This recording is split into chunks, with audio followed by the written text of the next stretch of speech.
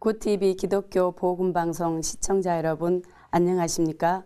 저는 수원에 있는 행복드림교회를 담임하고 있는 정순희 목사입니다. 호랑이는 죽어서 가죽을 남기고 사람은 죽어서 이름을 남긴다는 말이 있습니다. 여러분은 무엇을 남기고 싶습니까?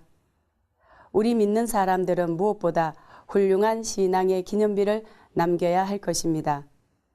오늘 본문에서 이스라엘 백성들은 후손에게 남길 기념비를 세우는 장면이 나옵니다. 40년 광야 생활을 마치고 드디어 가나안에 입성하게 되자 요단강을 무사히 건넌 그들에게 하나님께서 갑자기 지시하시는 것이 있었는데, 물이 갈라진 요단강 가운데서 각 지파대로 돌 12를 취하여 가져다가 후일의 자손들에게 영영히 기념이 되게 하라는 내용입니다. 그리고 언약궤를 맨 제사장들이 밟고 섰던 요단강 가운데도 돌 12를 세우라고 하셨습니다. 그 이유는 언약궤를 맨 제사장들이 요단강을 밟았을 때 강물이 끊어졌음을 기념하기 위해서라고 하십니다. 사실 이스라엘 백성이 요단강을 건너게 된 것은 기적이 아닐 수 없습니다. 홍해 바다를 건널 때는 밤새 하나님께서 동풍을 일으켜서 바닷물을 갈라놓으신 다음에 건너가게 하셨지만, 요단강을 건널 때는 오히려 1년 중 강 수위가 가장 높을 때였습니다. 하나님은 왜 이럴 때 건너라고 하셨을까요? 아마 이스라엘 백성들의 믿음을 보고자 하신 것 같습니다. 가나안 땅의 주인이 될 수 있는 믿음 말입니다. 그러나 그들은 원망이나 불평하지 않고 하나님께서 말씀하신 대로 순종하였습니다. 이 광경을 지켜보시던 하나님은 얼마나 기쁘셨던지 여호수아에게 기념비를 세우라고 명하신 것입니다. 여러분, 만약에 이스라엘 백성이 순종하지 않았다면 요단강의 물도 끊어지지 않았을 것입니다. 다시 말해 믿음으로 행하지 않았다면 하나님의 역사는 일어나지 않았다는 것이지요. 그렇습니다. 하나님은 우리가 얼마나 신앙생활 오래 하였느냐, 얼마나 많이 예배를 드렸느냐보다 말씀대로 행하는 믿음이 있느냐를 보십니다.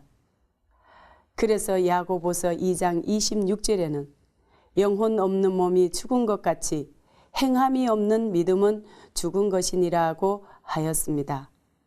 그렇습니다. 성도의 믿음은 곧 행함으로 나타나야 하는 것입니다.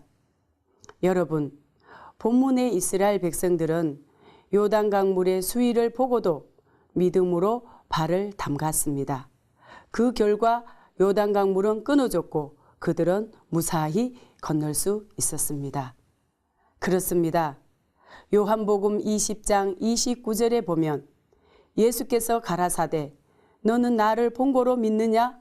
보지 못하고 믿는 자들은 복되도다 라고 하셨습니다. 여러분, 하나님이 말씀하시면 눈에 보이지 않아도 믿음으로 행할 때 기적은 일어납니다. 그러므로 신앙의 기념비는 인간의 방법으로는 할 수 없지만 하나님의 뜻에 따라 믿음으로 행할 때 역사가 일어난 것은 다 기념비가 됩니다. 굿TV 시청자 여러분, 여러분은 후손들에게 어떠한 신앙의 기념비를 남기고 싶습니까? 어떤 가정은 성전 건축을 많이 하는 가정도 있고, 또 어떤 가정은 일평생 가정 예배나 새벽 기도로 기념비를 남기는 분도 있습니다. 성경 인물 중에 다윗은 시를 많이 써서 기념이 되게 하였고, 솔로몬은 1000번제나 성전 건축으로 기념이 되게 하였습니다.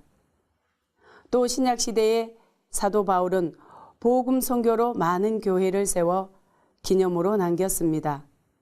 하지만 가장 훌륭한 기념비를 남기신 분은 우리 예수님입니다. 예수님은 삶 자체가 다 기념비가 됩니다. 동정녀 탄생, 십자가의 죽음, 부활, 승천은 다시 오시는 그날까지 기념이 될 것입니다. 그러므로 사랑하는 성도 여러분, 여러분도 후손에게 남기고 싶은 신앙의 기념비가 무엇인지 깊이 생각해 보시는 건 어떨까요?